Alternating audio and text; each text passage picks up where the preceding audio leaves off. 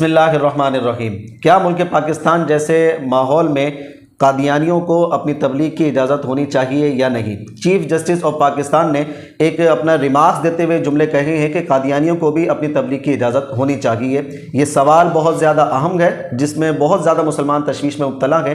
آج اسی موضوع کو لے کر آپ کے سامنے حاضر ہوئے ہیں، مفتی صاحب سے چند سوالات کرتے ہیں۔ حضرت، ابھی ریسنٹلی ایک فیصلہ آیا ہے، چیف جسٹس آف پاکستان نے کلام کرتے ہوئے بات کرتے ہوئے ریمارکس دیے ہیں کہ قادیانیوں کو بھی پاکستان کے اندر تبلیغ کی اجازت ہونی چاہیے۔ ایک تو یہ بتائیے کہ دینی اعتبار سے غیر مسلموں کو یا قادیانیوں کو تبلیغ کی اجازت ہونی چاہیے، قانون اسلام کیا کہتا ہے؟ دوسرا، ہمارے ملک پاکستان کا قانون کیا کہتا ہے کہ انہیں اجازت ہے تبلیغ کی یا نہیں ہے؟ اس کی تھوڑی مکمل وضاحت کر دیجیے۔ کہ میں اسلام جس وقت قانون سازی کرتا ہے تو قانون سازی کے بھی قرآن پاک نے اصول ذکر کیے ہیں۔ جب تک ہم ان اصولوں کو مد نظر نہیں رکھیں گے کبھی بھی کوئی مسئلہ سمجھ میں نہیں آئے گا۔ صحیح۔ کسی کو بھی تبلیغ کی اجازت ہونی چاہیے یا نہیں؟ ابھی سامنے اپنے قادیانی مت لے کر آئیے گا۔ مثال کے طور پر میں ہوں، مجھے بھی تبلیغ کی اجازت ہونی چاہیے یا نہیں ہونی چاہیے؟ بعض صورتوں میں ہونی چاہیے، بعض صورتوں میں نہیں ہونی چاہیے۔ پابندی بالکل لگائی جا سکتی ہے۔ قرآن بالکل واضح طور پر نص کرتا ہے، الذین یسعون فی الارض فسادا ان یقتلوا او یصلبوا۔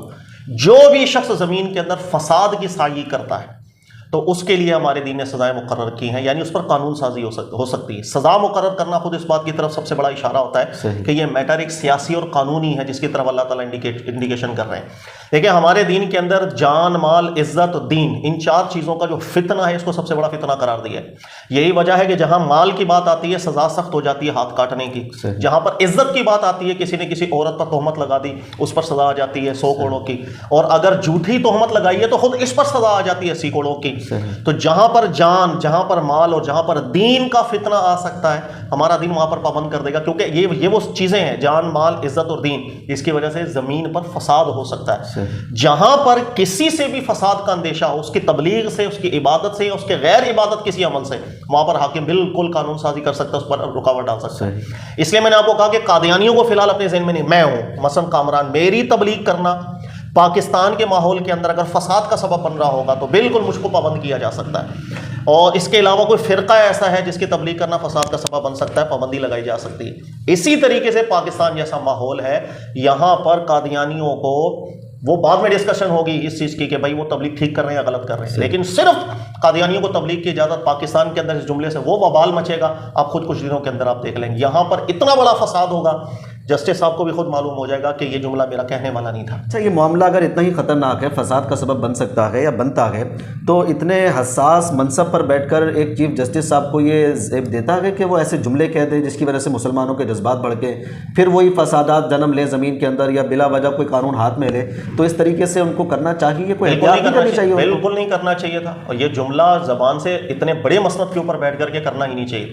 یہ جملہ ہوتا یا کوئی بھی ایسا جملہ جس سے فساد کا سبب بن سکتا ہے لوگوں کے جذبات، دیکھیں ہر ملک کے اندر قانون الگ ہوگا، ہر ملک کے اندر فساد کی صورتحال الگ ہوتی ہے۔ آپ صرف ابھی پاکستان کو مد نظر رکھیں کیونکہ پاکستان کے ایک بہت بڑے شخص نے یہ جملہ کہا ہے، اور پاکستان کے اندر آپ دیکھیں یہاں پر ذہن کیا ہے، یا دین اس انداز کے اندر ظاہر ہے فالو نہیں کیا جاتا، جذبات بہت زیادہ ہیں لوگوں کے اندر، تو یہ تو جان کی بازی دینے کے اوپر آ جائیں گے ایسے جملوں کے اوپر، یا ایسے جو جملے ہیں کہ جس سے لوگوں کے ایمان کے اوپر ایک محسوس کریں گے ہمیں ضرر لگ گیا۔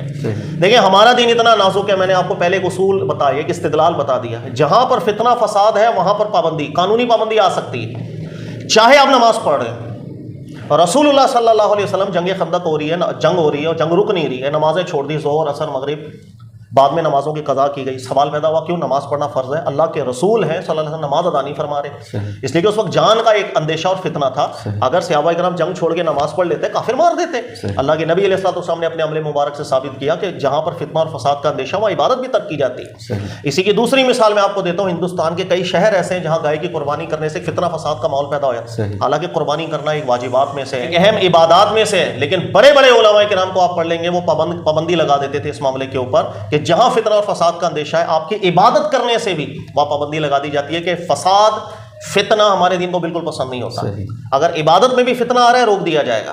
اس کے اندر قادیانی غیر قادیانی کا بھی سوال پیدا نہیں ہوا۔ اگر کسی خاص فرقے کی تبلیغ سے کسی خاص ملک کے اندر شدید فتنے کا اندیشہ ہے اس پر پابندی لگانا بالکل قرآن سنت کے مطابق ہے، مجھ سے بھی فتنہ ہوگا مجھ پہ پابندی لگا دی جائے۔ سر سوالات بہت سارے ہیں کہ قادیانیوں کو غیر مسلم قرار دیا گیا، ان کو کافر قرار دیا جانا بہتر تھا یا مرتد قرار دیا جانا بہتر تھا؟ ان دونوں میں سے کون سا معاملہ بہتر تھا؟ ہمارے پاکستان میں جو قادیانیوں کو غیر مسلم قرار دیا گیا یا کافر قرار دیا گیا، اس پر تفصیلی بحث ہوگی، سوالات بھی ہیں بہت سارے، اس پر پھر کبھی کر لیں گے انشاءاللہ۔ لیکن ابھی جو ہمارے یہاں ملک پاکستان میں چیف جسٹس صاحب کا معاملہ ہوا تھا، واقعی مسلمانوں کے جذبات بہت زیادہ بھڑک چکے ہیں۔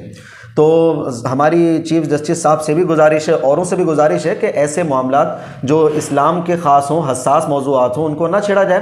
بلا وجہ اپنی باتوں میں سیاق و سباق سے ہٹا کر ایسے جملوں کو لے کر آنا، ان معاملات کو لے کر آنا جس سے مسلمانوں کے جذبات بھڑکیں، پھر فساد پیدا ہوگا، ہر کوئی قانون ہاتھ میں لینے کی کوشش کرتا ہے، معاملات خراب ہو جاتے ہیں، جس کا ہمارا دین اجازت نہیں دیتا ہے کہ اگر کوئی غلط بھی ہے، چاہے وہ قادیانی ہے یا اور کسی طریقے سے کفر میں ہے، تو اس کو ہمارا قانون اب نافذ ہوگا۔ یہ نہیں کہ ہر بندہ قانون ہاتھ میں لے کر شروع ہو جائے۔ انشاءاللہ پھر یہ سوالات بہت سارے ہیں، پھر انشاءاللہ اس کو کریں گے۔ اللہ تعالی ہم سب کو اپنے حفظ و امان میں رکھے۔